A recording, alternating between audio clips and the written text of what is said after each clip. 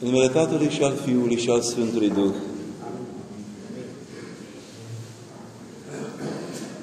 Întru tine, Maică, cu o sârdie s-a mântuit cel după chip, căci luând crucea, ai urmat lui Hristos. Și lucrând ai învățat să nu se uite la trup, căci este trecător, și să poarte grijă de suflet, de lucrul cel nemuritor. Pentru aceasta și cu îngerii dinpreună se bucură preacuvioasă Maică Parascheva, Duhul tău. Iubiților, cred că plecând de la acest tropar pe care l-ați auzit rostit de mai multe ori astăzi în cadrul Sfintei Utrenii și al Sfintei Dumnezeiești Liturghii, putem să brodăm ceva din cine este această plăcută a lui Dumnezeu, Fecioară, Maică deopotrivă, care s-a sălășluit în părțile noastre, ale Moldovei, de la 361 și de la 361 de aproape 400 de ani, mă rog, fără 19, o avem neîntrerupt pe ea. Odorul acesta la care românitatea ține mai mult decât la oricare alt sfânt de pe teritoriul s-au născut în țara noastră. Ea nu era născută pe teritoriul țării noastre. Este născută la câțiva ani după ce a murit cel mai mare sfânt al Bizanțului și teolog, Sfântul Simeon, noul teolog. 1000 de ani, omagiat anul, comemorat anul acesta. La câțiva ani, în Epivata Traciei, într-o familie de aromâni, macedon-români, s-a născut cuvioasa, într-o familie înstărită, destul de înstărită, dar credincioasă. Sofia, mama ei, ca și tatăl ei, erau oameni credincioși, așezați bine în solul credinței.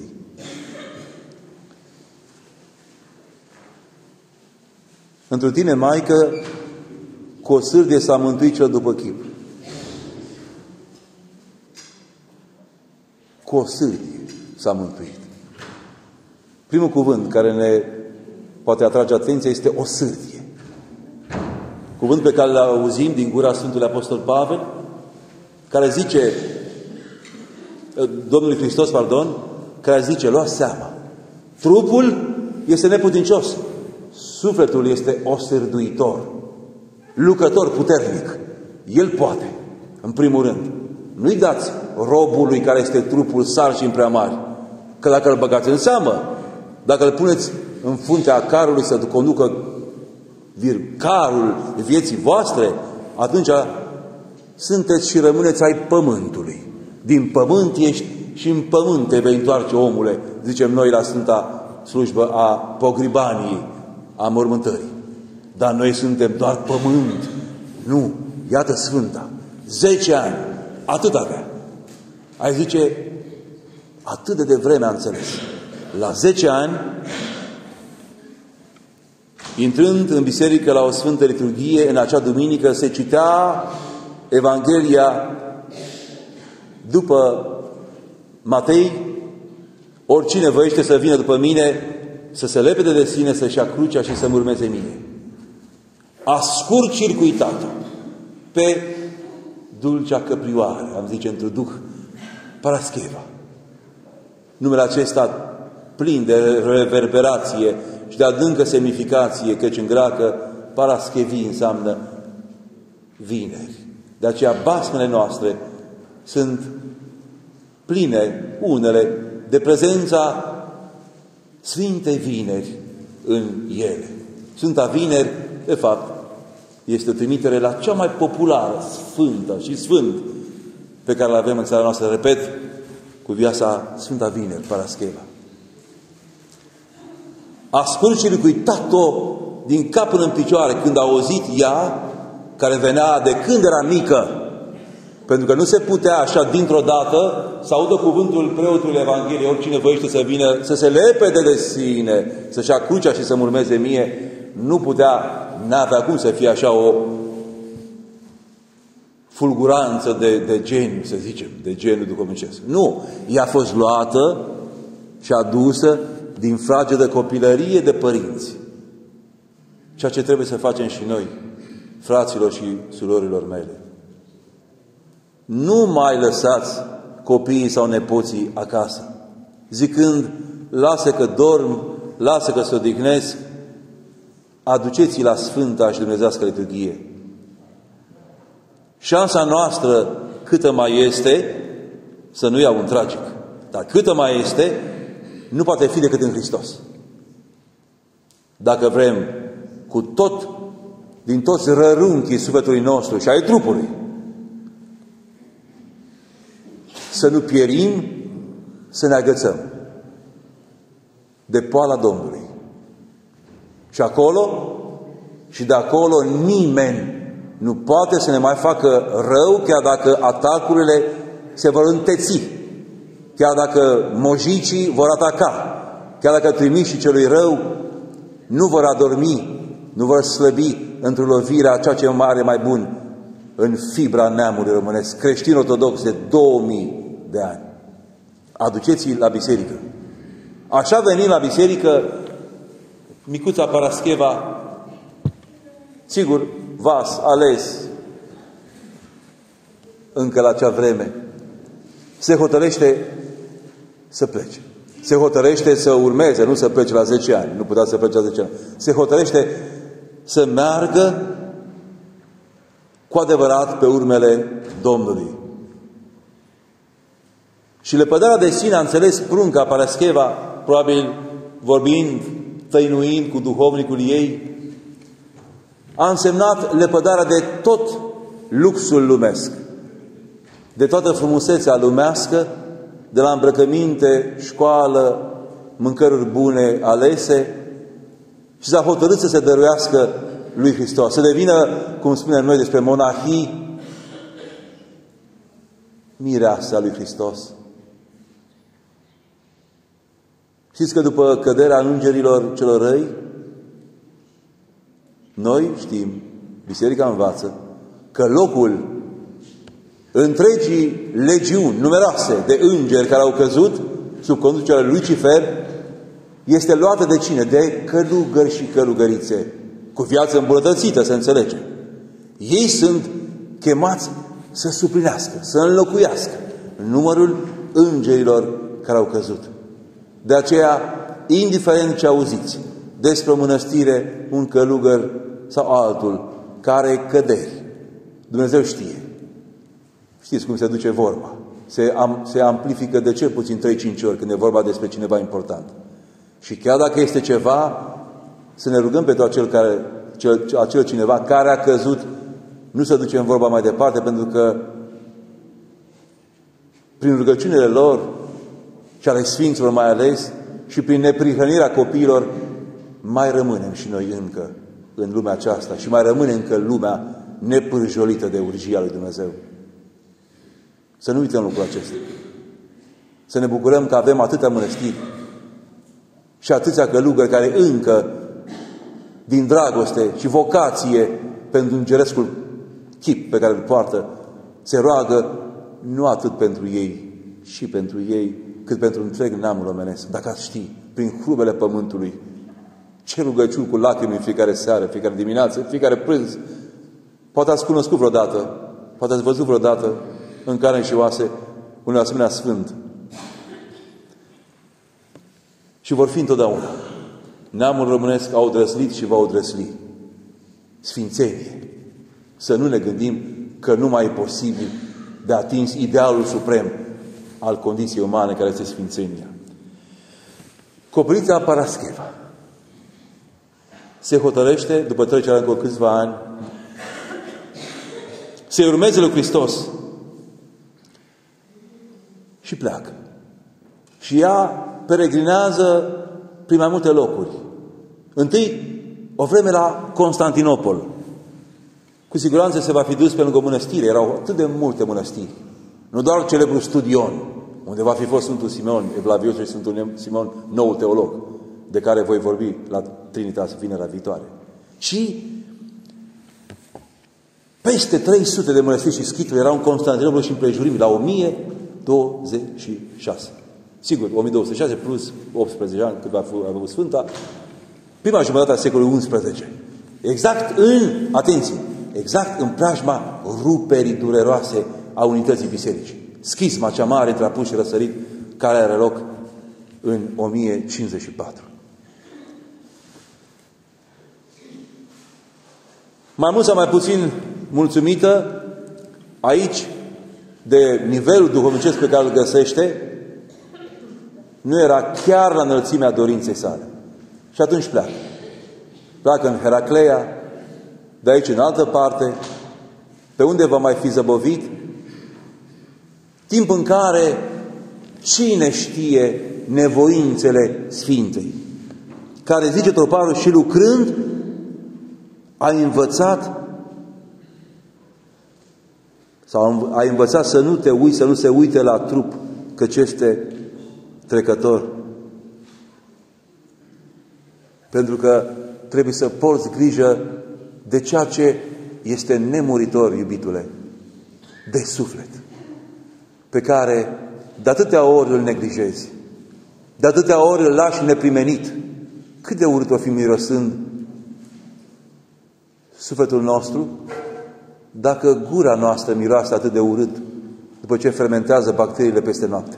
Dacă nu ne spălăm și dăm cu apă de gură și parcă tot nu e impecabil, ca la un bebe de 3 luni care încă nu-i înțărcat și nu-i miroase niciodată gura. Dar sufletelul nostru, dacă am avea 10% grijă de suflet cât avem față de trup, nu suntem pierduți. Dimpotrivă. 10%. Procentul acesta e foarte interesant. 10%. Zeciuiala, pe care o dădeau și evreii. Dar i-a înțeles că nu trebuie schimbate prioritățile, ierarhii vorbind. Adică întâi este sufletul. Ce e trupul ăsta? Doamne, cheamă-mă la tine. Nu-mi pasă. A zis cuvioasă. Post, ascetisme, rugăciune. Probabil că Sfânta se ruga aproape neîncetat. Neștiută, mai mult neștiută, decât de către preot, duhovnic și acolo unde se împărtășea cu Sfântul Trup și Sânge. La 27, după alte cronici 25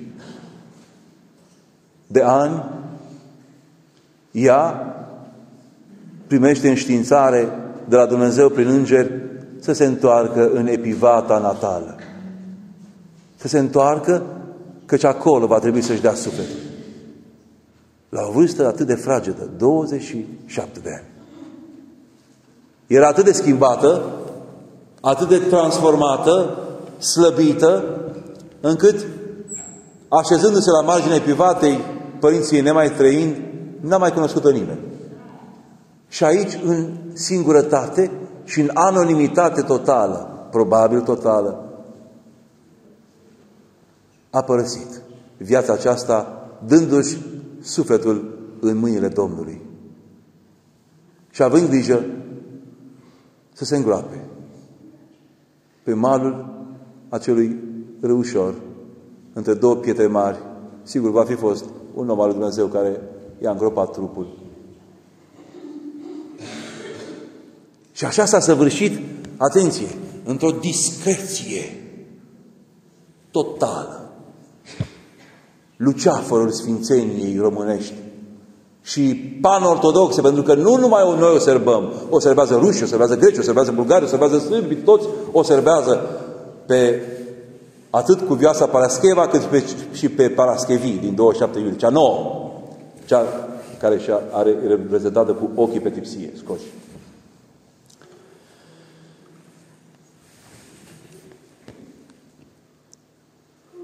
Pe vremea Basileului, nu doar un simplului voievod moldovean, Vasile Lupul, albanez de origine, dar care a ridicat țara românească și cultea domnească a Iașiului la o așa mare somptuozitate că era parcă un Bizanț după Bizanț. Pe vremea lui Vasile Lupu, pe când scaunul mitropolitan era ocupat de Varlam, cel care a scris întâia oară viața, o avem în limba română, întâia dată scrisă de Sfântul Varlam al Moldovei, mitropolitul. Viața, ziceam, a Sfintei Maicii noastre Parascheva. Și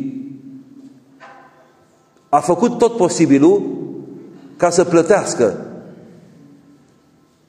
datoriile Constantinopolului, o sumă mare. Și în schimb să primească odorul acesta extraordinar de frumos, moaștele cuvioasei Maicii noastre Parascheva. 1641. De când pământul românesc este binecuvântat cu prezența vie a strălucitoarelor moaște ale Sfintei Cuvioase. Până la 1888, ea, firește, s-a odihnit, moaștele ei au fost așezate spre închinare în cea mai frumoasă biserică pe care a construit-o vreodată cineva în România. Sfinții Trei Ierarhi. Probabil este cea mai frumoasă. Ctitoria lui Vasile Lupu, de la Iași. 1888 este strămutată. Este mutată în biserica mult mai mare, noua mitropolie, catedrală mitropolitană, unde se află până astăzi și unde ați văzut-o și v-ați închinat, cred că mai toți, odată sau de mai multe ori în viață. De ziua ei, să ne velincească Dumnezeu să ajungem iar, de ziua ei, sau în orice zi a anului, când trecem prin zonă, în primul rând, la Maică. La Cuvioasa, cum se spune. Cuvioasa, nu? Așa, de când eram mic, auzeam pe bunica, care nu scăpa. Cât era de bolnavă, nu scăpa niciun an. Să nu fie acolo cât o noapte și o zi la rând ca să se sărute racla. Câte minuni s-au făcut la racla Sfintei, minuni chiar înainte de a fi canonizată, înainte de a fi dezgropată, pentru că știți povestea că un marinar care a murit, naufragiat, a fost îngropat în repezeală chiar lângă Sfânta. Nu se știa că acolo e un trup pe țărmul acela al râului. Și nu la mult timp i s-a arătat în vis părintelui Gheorghe de acolo. A zis: părinte, cine i s-a arătat? Ea. Și a dat seama după aceea că era Sfânta. Scoate-mă de acolo, că nu mai rezist să stau lângă un hoit atât de urât, mirositor. Că altfel Sfânta probabil că n-ar fi vrut să fie descoperită prea devreme. Cum Nicodim cel Sfințit de la Tismana și atâți mari sfinți. Am vrea să știm unde sunt moaștele lor. Nu știu. Poate că într-o zi, pronia dumnezească, vom ști. Vom afla, ni se va descoperi mila lui Dumnezeu prin dorința Sfântului. Și apoi, nu puțini oameni care au plecat acolo și au stat, acum e vreme cât de cât frumoasă. Dar știți prea bine ce vreme, ce meteorologic vorbind, au prins românii noștri stând la coadă în frig, în vânt, uneori fulguia.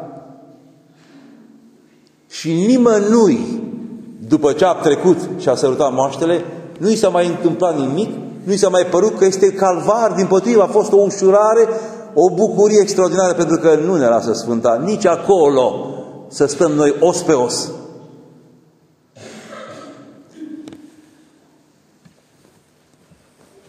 Ci să poarte grijă de suflet, de lucrul cel nemuritor. Pentru aceasta, ce se întâmplă cu ea? Și cu îngerii. Dinpreună se bucură Preacuvioasă. Maică Parascheva, Duhul tău. Iubiților, dăm slavă lui Dumnezeu. Nu doar astăzi, 14 octombrie, ci în fiecare zi.